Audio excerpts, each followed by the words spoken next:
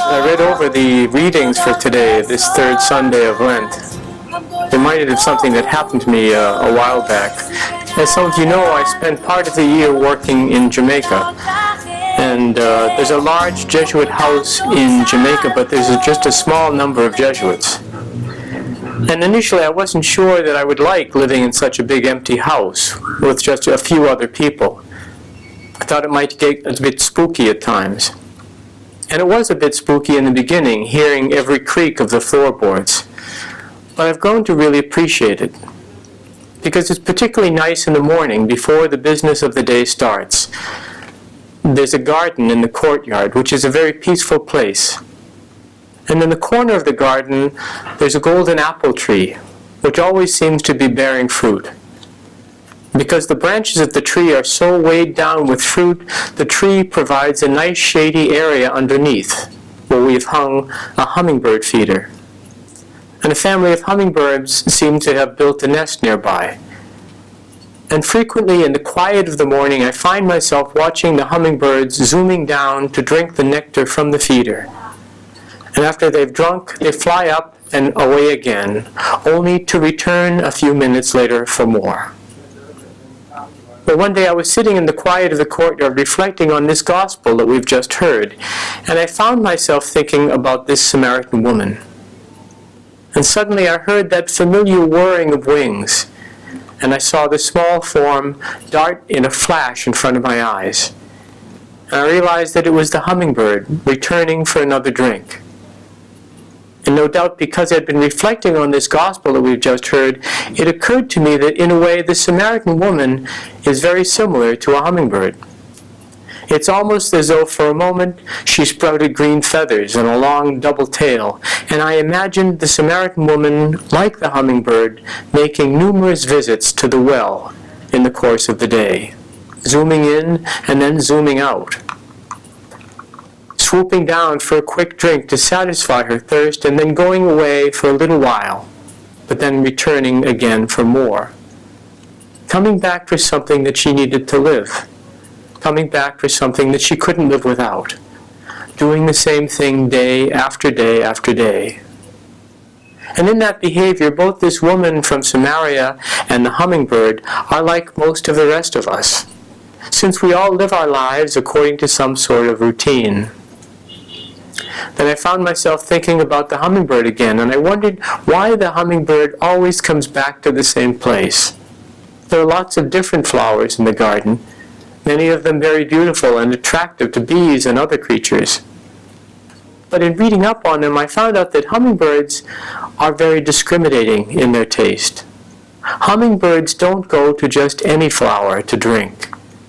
They don't choose the most beautiful or the most colorful flower. They only go to the sweetest flower. Hummingbirds don't go to just any flower to drink, and they don't choose the most colorful or most beautiful flower. They only go to the sweetest flower or the sweetest source of nectar in the garden. And when they find that source of nectar, they'll come back to it over and over again, forgetting all the other flowers around it, as beautiful as they might be. And it occurred to me that that too is what happens to the Samaritan woman in this gospel. On the day she meets Jesus at the well, she becomes more discriminating.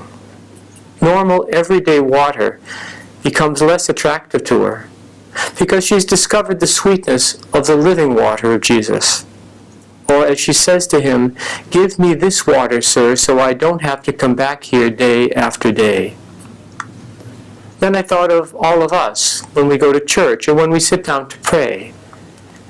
In a way, we too are like this Samaritan woman, coming back to get something that we need to live, something that will quench our thirst and give us life and purpose and direction. And hopefully, when we are together in church or when we are together in prayer, we have tasted to some degree that sweet source of life for us.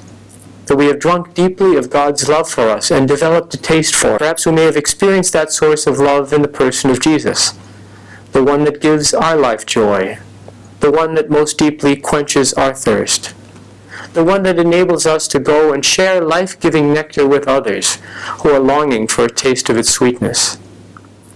We might already feel the reality of Jesus' words to the Samaritan woman, that the life-giving water he gives will well up within us and become a source of life for others. Like the Samaritan woman at the well, and like the hummingbird, we may have discovered the source that gives us life. The difficulty is that not everyone in this world has discovered that same sweetness or experienced it in the same way that we may have. The biggest shock for people leaving church on Sundays is the realization that not everyone we meet or interact with has been to church.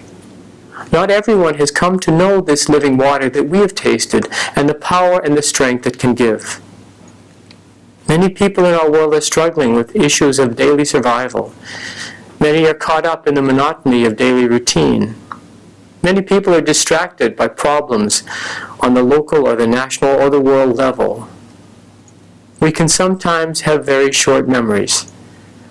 And living with other people in a world where there are a lot of problems and struggles all around us, it's very possible that we could unconsciously and very quickly slip back into a negative way of thinking and living, relying on our own resources and forgetting whatever graces and awareness we may have received from the Lord. And we need, and we will continue to need, to support, to live out those graces.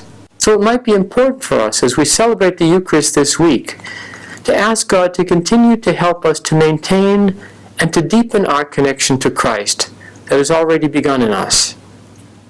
To never let us be far from the awareness of God's presence beside us and within us. To let us drink deeply of the living water and the sweet nectar which strengthens us and gives our life and joy.